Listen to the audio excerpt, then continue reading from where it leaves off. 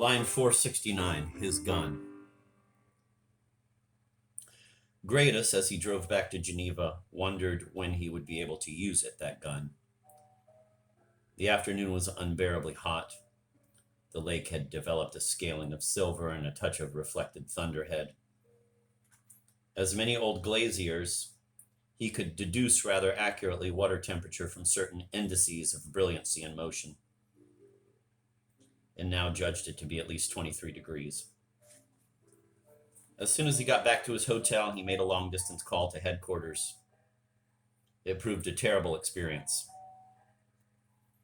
Under the assumption that it would attract less attention than a BIC language, the conspirators conducted telephone conversations in English, broken English, to be exact, with one tense, no articles, and two pronunciations, both wrong. Furthermore, by their following the crafty system invented in the chief BIC country, of using two different sets of code words, headquarters, for instance, saying bureau for king and Gradus saying letter, they enormously increased the difficulty of communication. Each side finally had forgotten the meaning of certain phrases pertaining to the other's vocabulary, so that in result, their tangled and expensive talk combined charades with an obstacle race in the dark.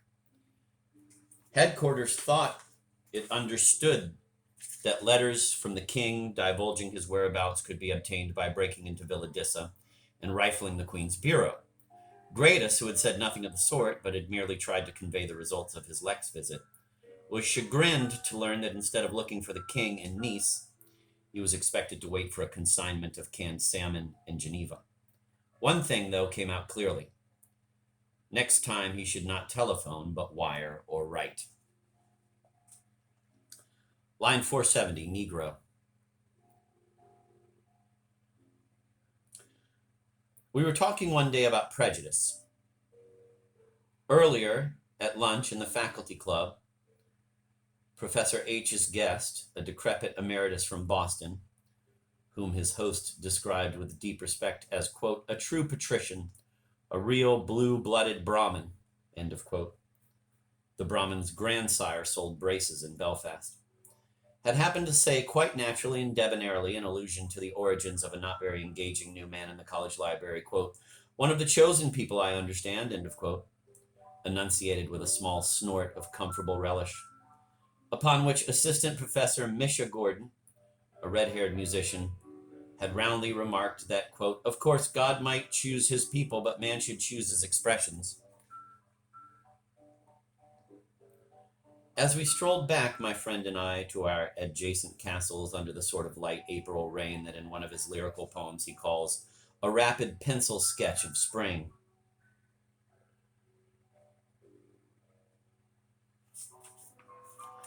Shade said that more than anything on earth he loathed vulgarity and brutality, and that one found these two ideally united in racial prejudice. He said that as a man of letters he could not help preferring,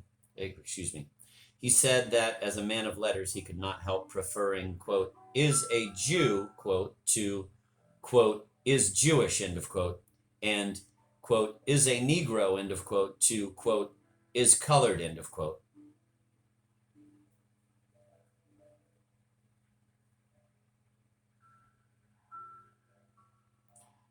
But immediately added that this way of alluding to two kinds of bias in one breath was a good example of careless or demagogic lumping much exploited by left-wingers, since it erased the distinction between two historical hells, diabolical persecution and the barbarous traditions of slavery.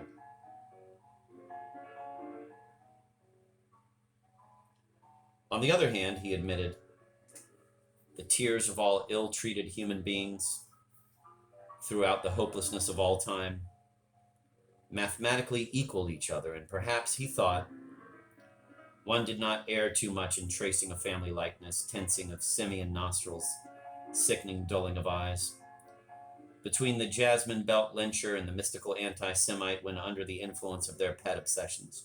I said that a young Negro gardener, see note to line 998, whom I had recently hired soon after the dismissal of an unforgettable rumor, see forward, invariably used the word colored.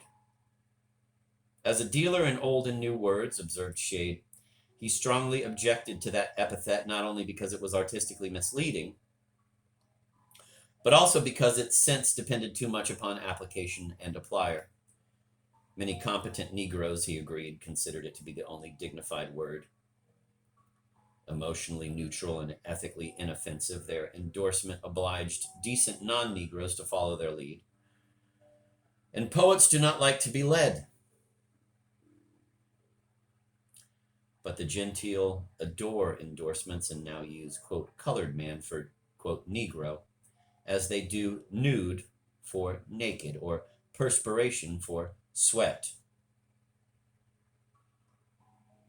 Although, of course, he conceded there might be times when the poet welcomed the dimple of a marble haunch in nude or an appropriate beadiness and perspiration, one also heard it used, he continued, by the prejudiced as a jocular euphemism in a darky anecdote when something funny is said or done by, quote, the colored gentleman, end of quote.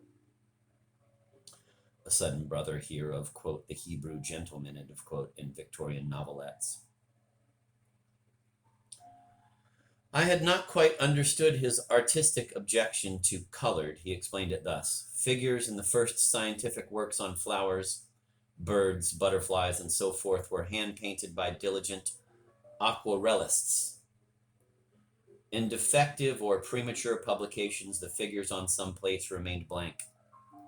The juxtaposition of the phrases, quote, a white and, quote, a colored man, always reminded my poet, so imperiously as to dispel their accepted sense, of those outlines one longed to fill with their lawful colors, the green and purple of an exotic plant, the solid blue of a plumage, the geranium bar of a scalloped wing. Quote, and moreover, he said, we whites are not white at all. We are mauve at birth, then tea rose, and later all kinds of repulsive colors. End of quote.